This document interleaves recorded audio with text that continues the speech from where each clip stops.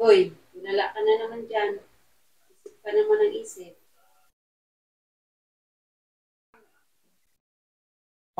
Lang, naisip ko lang, paano pala kung malala talaga yung naging sakit ko. Iniisip ko, siyempre, dito sa bahay, mga bata, siyempre yung pamilya na umaasa sa akin. Siyempre, tulad nun, time na yun, nahiya naman ako magsabi sa iba, magsalita. Yung ginawa ko, pinilit ko, kinuha ko yung susi ng motor. Ano ako, nagmotor na lang ako kasi ayoko na rin tumawag ng pansin ng iba eh.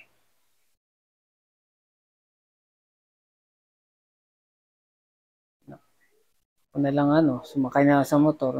Takbo ko yung sarili ko sa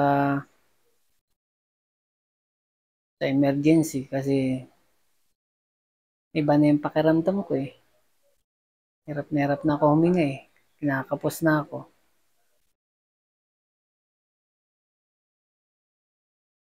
Iba na yung ko, iniisip ko. Uh, Talagang groggy na ako. Eh lalo, ang time na yun, pagdating dun sa Huwebes Santo pa naman yun, alay lakad. Kaya ang daming tao. Ang daming sumasalubong sa akin. Nakamotor ako. Pati yung pulis na humaharang sa akin sa sinalubong ko na nagsabi na ako na na nahihirapan ako huminga. Sabi ko emergency. Na tinulungan niya ako para makalusot. Nakalusot ako dun sa maraming tao. Naka-exit ako. Pagka ko naman dun sa may bayan, meron din sarado na dun. Kalsada, reroute na naman. Sa ibang kalsada. Paikot. Medyo malayo. Habang hindi naman ako makapagpabilis ng patakbo ng motor. Siyempre, groggy ako eh. Inisip ko baka mamaya mag-collapse ako bigla. Lalo kung disgrasya. Pero habang nananakbo ko, talagang alam ko, sising-sisi talaga ako. Parang inisip ko dahil sa naramdaman ko dahil sa pag-iinom, sa pagkain ng mga matataba, mga mantika.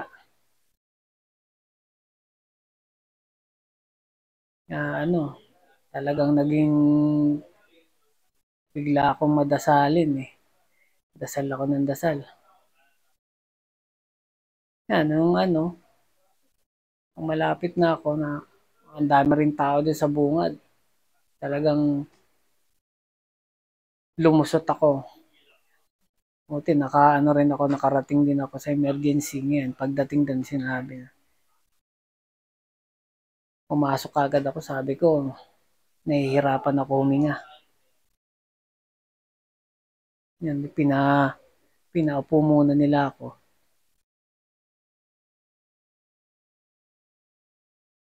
Tapos yun, maya nung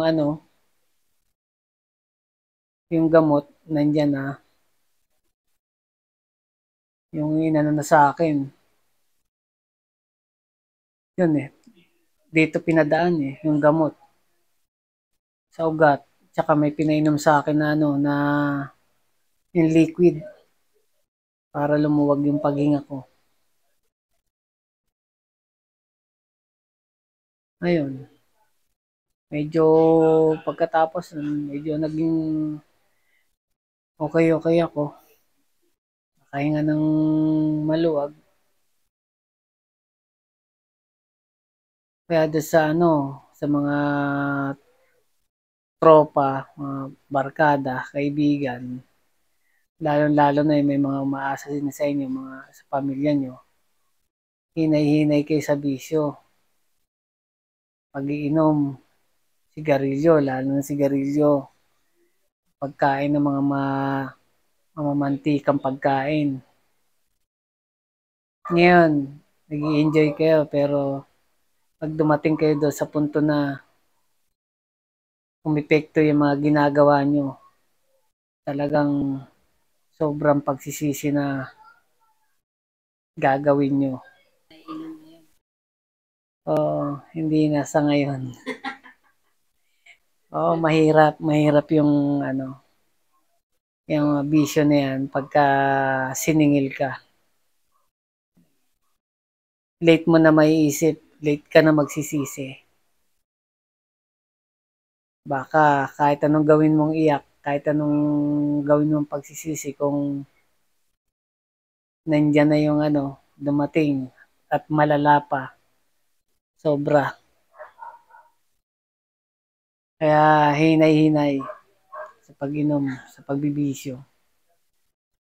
Buti na lang, medyo masamang damo tayo, kaya medyo ano, matibay.